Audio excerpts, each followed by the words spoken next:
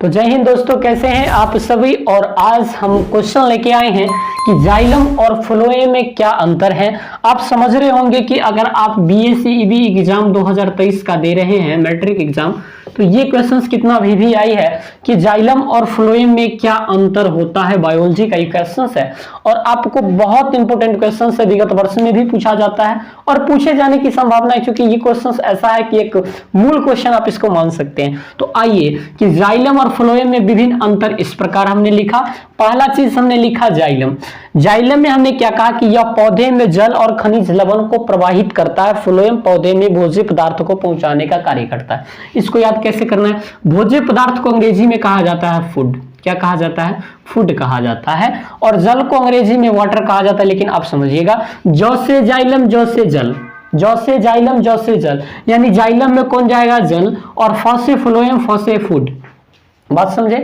तो जाइलम जो होता है वो क्या करता है, यानी यह पौधे में जल और खनिज लवण को प्रवाहित करता है, लेकिन फ्लोएम जो होता है पौधे में भोज्य पदार्थ को पहुंचाने का कार्य करता है, अर्थात फूड को पहुंचाने का कार्य करता है। और नेक्स्ट क्वेश्चंस की ओर अगर आए तो इसमें कह रहा है कि दूसरा अंतर क्या है कि इसमें एक दिशीय परिवहन होता है, मतलब एक ही दिशा में परिवहन होता है। अब पौधा जैसे खनिज लवण हो गया और जल में प्रवाहित करता है, तो जल और खनिज लवण यानी नीचे से प्रवाहित होता है, तो ये जो होता है इसमें एक ही दिशा से आता है। लेकिन आप फ्लोएम है तो फूड है, तो फूड तो सूर्य की रोशनी से भी बनती है, तो इसलिए इसमें द्विदिशीय परिवहन भी होता है। कैसा होता है? इसमें द्विदिशीय परिवहन भी होता है। खाना जो होता है इसमें द्विदिशीय परिवहन भी होता है। अब आइए, इसमें क्या होता है, इसकी जो कोशिकाएं होती है वो मृत होती है। इसकी जो कोशिकाएं होती है वो मृत होती है, डाइड होती है। लेकिन इसकी जो कोशिकाएं होती है वो जीवित कोशिकाओं का बना होता है।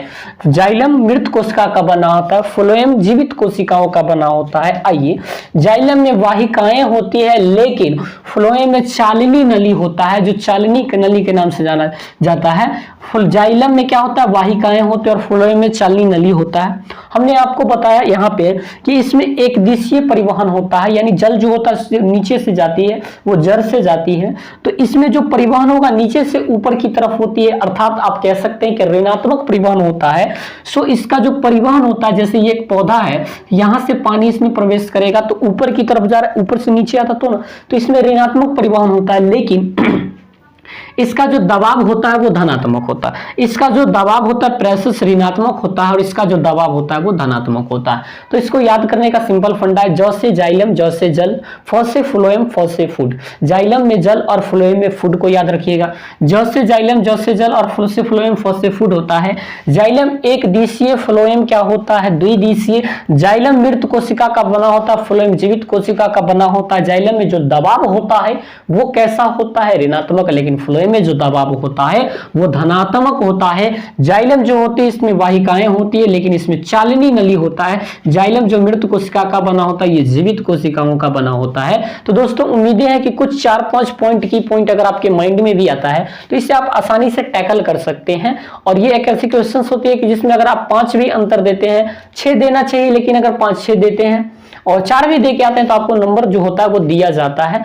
हो सकता है कि आधा नंबर 1 नंबर काट लिया जाए, लेकिन आपको नंबर्स मिल जाएगा अगर क्वेश्चंस को आप टैकल करके आते हैं। 2 भी 3 भी लेकर के आते हैं तो बहुत अच्छी बात है। अगर आप 2-3 याद कर ले तो बहुत खुशी की बात है। तो मिलते हैं फिर नई वीडियोस के साथ, तब तक के लिए आप सभी को ढेर सारी शुभकामनाएं। Thank you very much.